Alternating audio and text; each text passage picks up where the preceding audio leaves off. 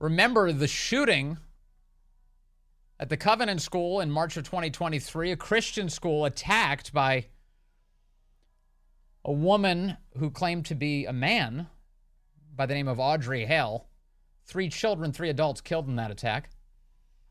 Since then, authorities both at the state and the federal level have worked very hard to prevent the public from seeing that woman's writings in the form of her manifesto. But some journalists have worked doggedly to get the information to the public, and that includes, foremost, the Tennessee Star.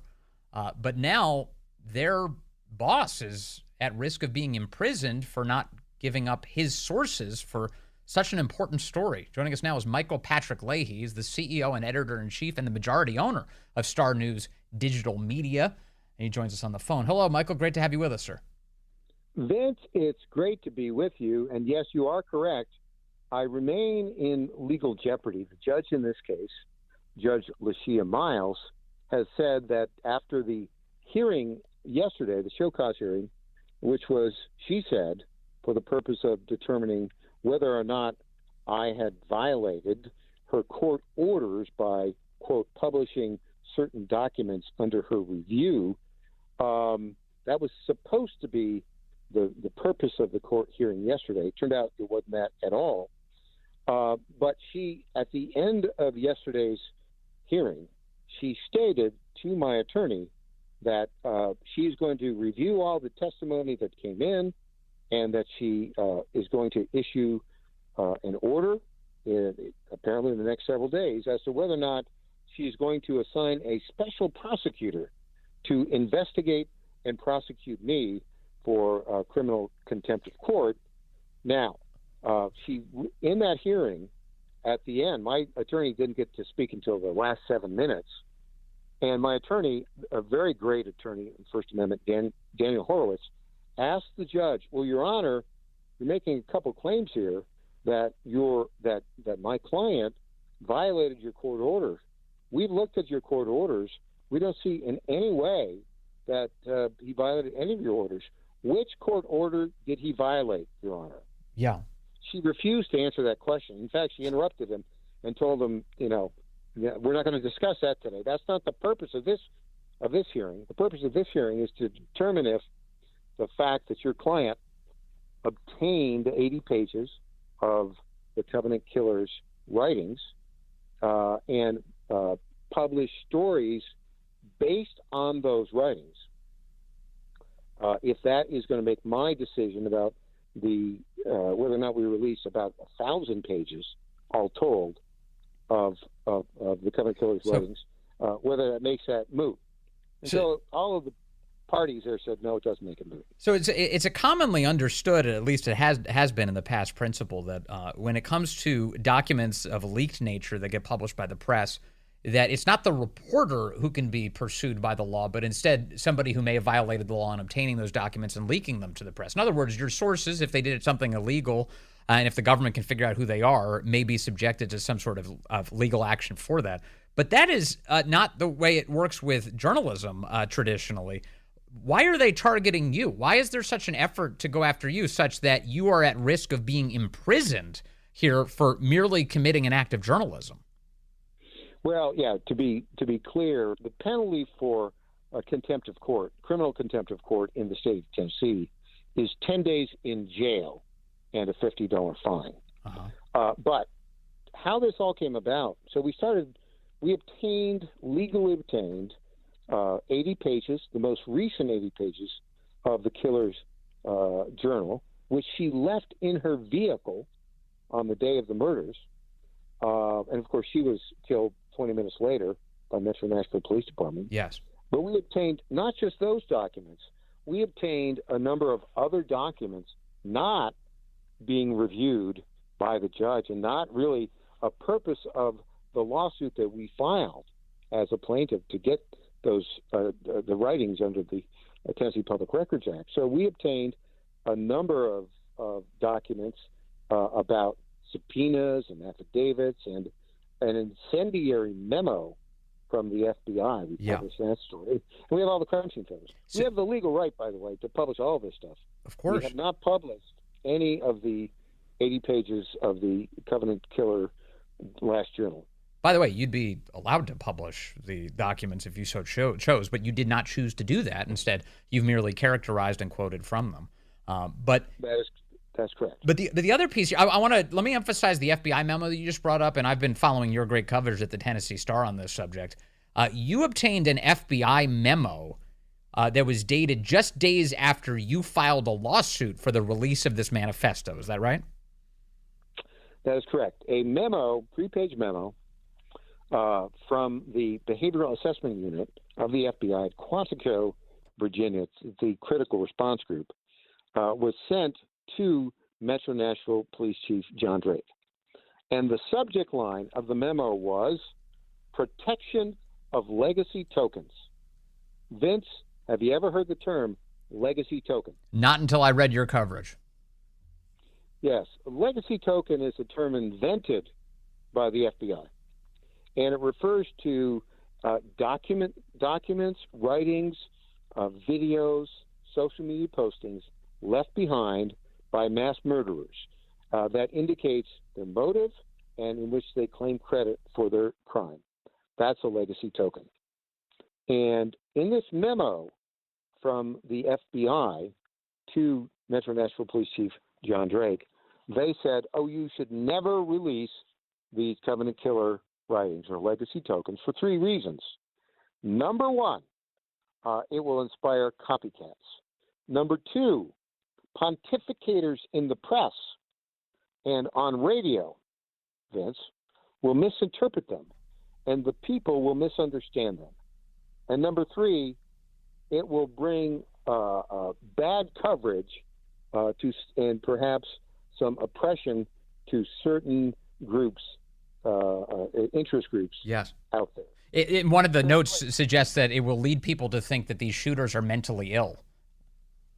Which, in fact, they are, right? Yes, they are. So here we have the FBI, the Federal Bureau of Investigation, its job is to investigate crimes and resolve how they occurred in order to prevent them from happening in the future. But instead, what you have here is information management. You have the FBI deciding to pressure local police departments, don't release information to the public for fear that they'll reach their own conclusions about the motives of the shooter, and also for fear that people on radio, for instance, might say things that make the FBI uncomfortable. That's literally why they're trying to prevent this from being released? Yes, and if you looked at that memo, Vince, there was one paragraph there that was stunning. And they didn't specifically say do this, but they said, Metro Nashville Chief of Police John Drake, we want you to remind you that there is precedent for the destruction of legacy tokens, i.e. the Covenant Killer writing and other videos, because that was what happened in 1999 at the Columbine killings when they had these basement tapes that they destroyed. The text here from the memo, reading from it directly, they say there is existing precedent for not releasing legacy token materials to the public, most notably the decision to destroy the basement tapes that is produced by the offenders of the Columbine High School attack. So the FBI is advocating for the destruction of evidence that may further inform the public. I think that's the only way you can read that, Vince. This is, I have to, I can't be clear enough on this. The Tennessee Star's coverage has been fantastic on this subject, and so many people have been looking for answers here. If I can move to what you've reported on from the manifesto itself, this woman, Audrey Hale, she wrote extensively about her transgender identity. She wrote quite a bit about the Covenant School. She made many references to Christians. These are all details that have been speculated about, but now thanks to your reporting, we know that they actually were going on inside of her motivations. Yeah, she was very, very troubled. And she wrote in one of her pages she wanted to kill her father, for instance. She wrote that she had an imaginary penis. She wrote that she was a boy without a penis. She wrote of her unrequited love for some of her middle school teammates in a basketball team, and she had an obsession with young black women. So she was a very, very troubled person. And the other piece of information that we discovered, Vince, not from the documents that are currently under review by the judge, but by other documents that we obtained, first, that she was under the care of Vanderbilt Psychiatric Hospital from 2001 to 2023, 22 years. We have an image from the crime scene, from the home, of a Vanderbilt University Hospital, psychiatric hospital folder that says she was there on an intensive outpatient program in 2019. Now, why was she there? Well, because her previous psychologist thought there was an emergency and asked Vanderbilt University to involuntarily commit her. She chose not to. Now, both her first psychologist and medical professionals at Vanderbilt University, according to the notes that we've seen of police that have reviewed the documents obtained from search warrants at the first psychologist and Vanderbilt University Psychiatric, in both instances, she told the mental health professionals she wanted to kill her father and she wanted to commit a mass murder at a school. Neither the first psychologist nor any mental health professionals at Vanderbilt University Medical Center did what they were required to do by law, which is they have a duty to warn any potential victim. They didn't tell the father, and they didn't take any reasonable subsequent precautions, which they should have done, and they didn't, according to our evidence. Now, we'd asked Vanderbilt University Medical Center to comment on this like a dozen times in the past week and a half or so, and they just started clamming up. Now, I add one other thing. According to the law that requires a duty to warn, 33-3-206 in Tennessee Code annotated, as it existed at that time, there was no criminal penalty for mental health professionals or organizations that failed in the duty to warn. However, there was civil liability. But, Vince, the statute of limitations for that civil liability, 1 year. 1 year, which now puts us outside the window. Asterisk. When does the clock begin, Vince? Does it begin on March 27th, 2023, when the action took place? Or does it begin in June of 2023 when the public first learned of it, when we reported it? What's the answer? I don't know. Well, we are in June of 2024, so I think the time might be running out. We'll see. I misspoke. We published it in June of 2024. I misspoke. Oh, okay. I see. All right. Well, we just got it now and just published it. Got it. Yeah. And by the way, all of this information is practically brand new. So much of it published here in the beginning of June, and you're fighting it out in court just to maintain your First Amendment right to share this with the public. Michael Patrick Leahy, CEO, editor in chief over at Star News Digital Media, the Tennessee Star. Sir, thank you very much for your time today.